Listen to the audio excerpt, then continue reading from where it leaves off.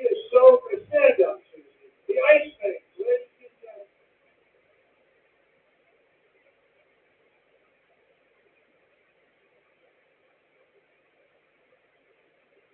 Wow, look at that. Most powerful woman in the world, they say. Most powerful woman in the world. She's made of ice. She's great. So, you know, when I came to Florida was a Democrat state.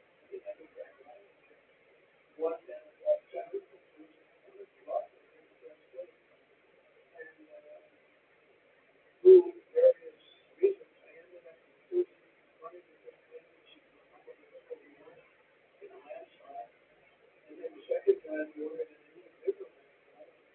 When it came time to choosing somebody to run the campaign, the whole campaign, I said, what about Susie from Florida? She never lost. I won every primary. I won every, I didn't lose anything. It was a bad, it was a Democrat state. It was a landslide program. And all of the Republicans felt this something like that we were just in the nation. He said, look at Susie, conservative. You know, a woman has never been in this position before. I said, really? Luckily, we have Kellyanne Conway. She didn't do too badly either, right? She did a great job, 2016. And when it came time to chief of staff, do you know that there's never been a woman chief of staff? There is now. There is now. Right? I didn't know that. I'm so surprised. I didn't. I'm very surprised. But it became time to wear the campaign, and I said, well, I've never had a loss of Susie. She does some great stuff. That summer always was fun. That summer was a football player, great football player. But a really great announcer of the voice of the NFL for the second years or something. And a leader who worked with John Madden. And he was able to get John Madden through those and nobody else could do. They call him and say, Pat, John, it's really difficult. And then John was a difficult guy because he got good ratings and he was good. And Pat would go, come on, John, let's get this done. Come on. I know you don't like to have people company. That's it. They're paying you a lot of money. Come on, John, let's get it done. And you go and do it. I just went up for like 27 years, but he was a leader. The father, and you know, this is somebody that has the genes and operations experience, and she's on the campaign. She was so good with the campaign. I said, let's let her do the campaign. And it was for us. And again, I said before, we had her win a lot of votes because it's crooked and so. And I hope you can go to other entities and say they voted in favor of the House and all of those things because ultimately we'll never lose a race if you do that. No, you never lose a race. I hope you can get that, and that's said to the governors mostly, but you know, you people have a lot of power over it. But Susie ran the race and we did phenomenally, and then we just made her the chief of staff, and she's doing good. This year was the greatest week, opening week. About that. Even CNN is saying, this guy is amazing. I said, did CNN really say that? Because nobody watches, so nobody was able to confirm it. But it was pretty amazing. Oh, the camera just went on. Those people get by surprise.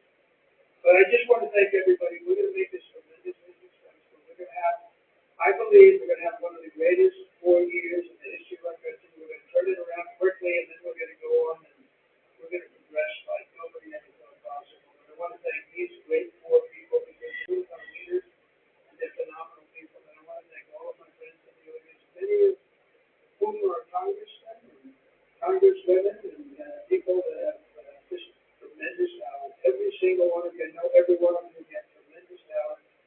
And if we stick and if we fight together, there's nobody can stop us. We're going to have because they have bad policy. Their policy is so bad. Nobody could win with this policy. Nobody. And we have the best policy. And again, as they say, and we say, and I've been saying for a long time, we're the party of common sense. And we're the party that's going to have the best 4 years ever. Tom Emmer. Tom, thank you. Great job. And House Conference Chair Lisa McLean. Lisa, thank you very much.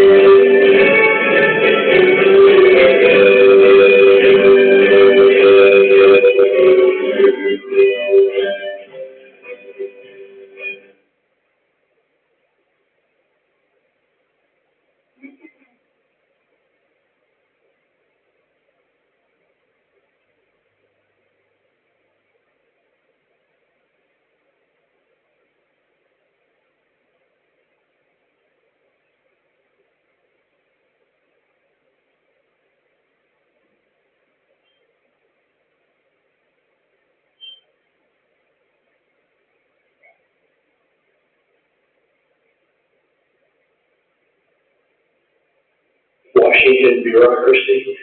Just for clarification purposes, because it was incorrectly reported yesterday, we have informed the federal workforce, which they look to do for many years, that if they're working for the federal government, they must show up to just on time and on schedule. We don't want that.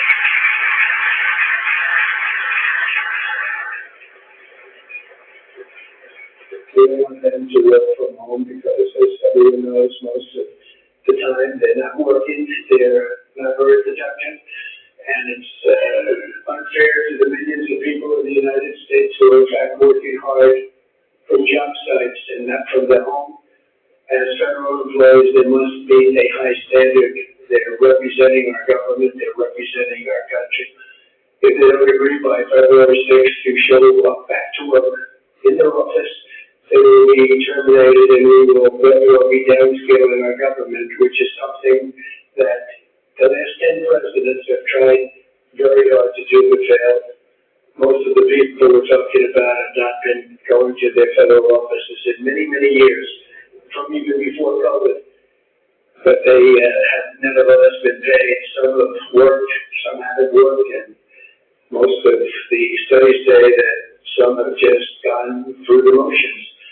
We may ask these people to prove that they didn't have another job during their so-called employment with the United States of America, because if they did, that would be unlawful. As you understand, a lot of people are getting paychecks, but they're actually working on the job, so they'll have to prove that to us that they weren't. In any event, we're requiring them to show up to work or be terminated. We think that a very substantial number of people will not show up to work, and therefore our government will get smaller and more efficient, and that's what we've been looking to do for many, many decades, right?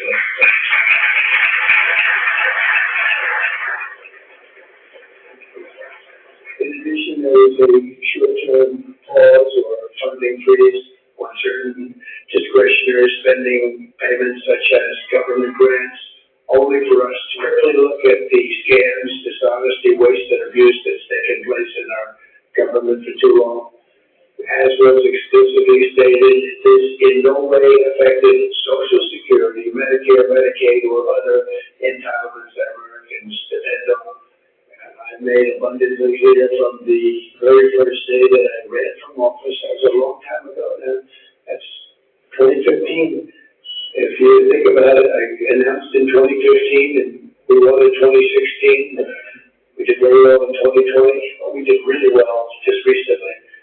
And restating right now to correct any confusion that the media has purposely and somehow for whatever reason created Social Security, Medicare, and Medicaid have not been affected by any action we're taking in any way, shape, or form.